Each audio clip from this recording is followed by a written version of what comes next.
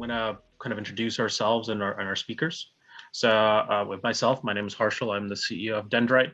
And Dyndrite was founded with the mission of essentially fundamentally changing how geometry is created, transformed, and transmitted on a computer. And the idea here is we are trying to look at the bare metal. We're trying to compute large data sets. That's why I'm assuming a number of you are in the room for the speed and the computation of large data sets. But we're also honestly taking a very holistic approach to the problem, knowing full well that we alone are not the solution to this problem. We need partners and friends, and we need to educate the industry to honestly elevate the whole industry. And so, speaking of partners and friends, we also have on the call Sean Young, the Global Director of Business Development at NVIDIA. He is the person you want in this room, and it'll be obvious why. And also have the pleasure of introducing and inviting Bruce from HP. He's VP and HP Fellow and Chief Technologist.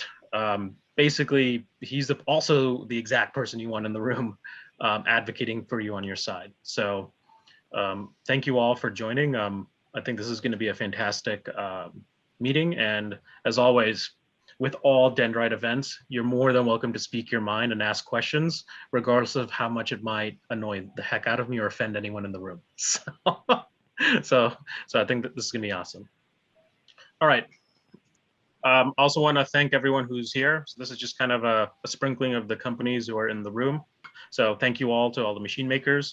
All right, I'll specifically go out of my way to say thank you to, for example, Meteor and Czar. We've been talking to them a while. They're the printhead and printhead board makers. And overall, I'd also want to thank all the DDC members who have shown up. I think these meetings continue to be useful and fruitful for all. So with that, we'll start with kind of a bang. We believe software is killing the hardware business, namely all of the manufacturing hardware that everyone in the room produces has actually dramatically surpassed the software, right? And this is not something that's new. This is something that I actually personally identified over 5 years ago as a potential major issue of this industry.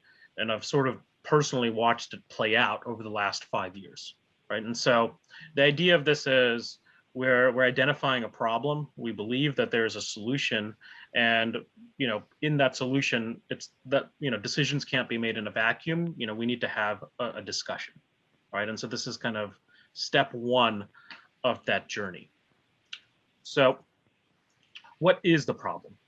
Well, the current state of affairs is the requirements for printers are growing. I'll draw on my own screen here, right? If you look, I just took a sampling of printers from various decades with no major allegiance beyond these are just the first ones that showed up in Google. And basically, if you look through each of these decades, you'll see these printers kind of show up, and you'll see basically the volume of the printer dramatically increasing, the resolution increasing. And we also see basically the metadata requirements also increasing.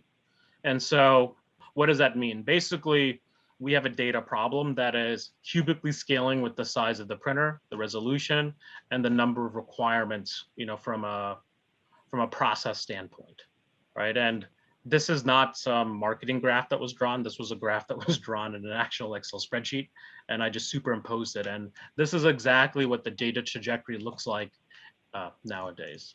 So, and this is not, this shouldn't be taken lightly, because this has a major implication for all of our customers. Namely, they're feeling a pain, right? It's taking them hours and hours and hours to slice things, do build prep, right?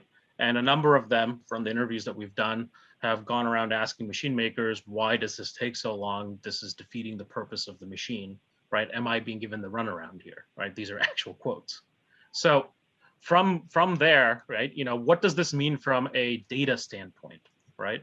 So from a data standpoint, and these are estimates, right? Basically, this is the amount of data it's going to take to sustain a full raster build, right? If you had all the pixels per layer at those resolutions, at those volumes, right?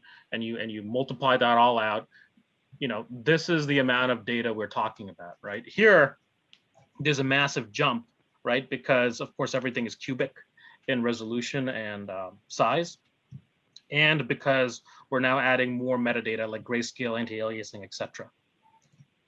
And so, as you can imagine, I don't expect most customers to have 1 petabyte hard drives anytime soon, and at least in the next decade. And so the question is, okay, how do we tackle this problem, right? Well, the good news is there are ways of tackling this problem with compute, right? So we also have gone through as Dyndrite and done a number of scaling exercises and benchmarks that are kind of indicating what, kind of a recommended GPU, VRAM limit would be. Now, of course, you could run, Dyndrite software on stuff that is less, less performant and with less VRAM. Of course, there's a major penalty, performance penalty. But the good news here is that these devices exist, right? And depending on a number of constraints and requirements, on your machine BOM, your end customer, et cetera, right? There is actually a solution to this actual major pain point.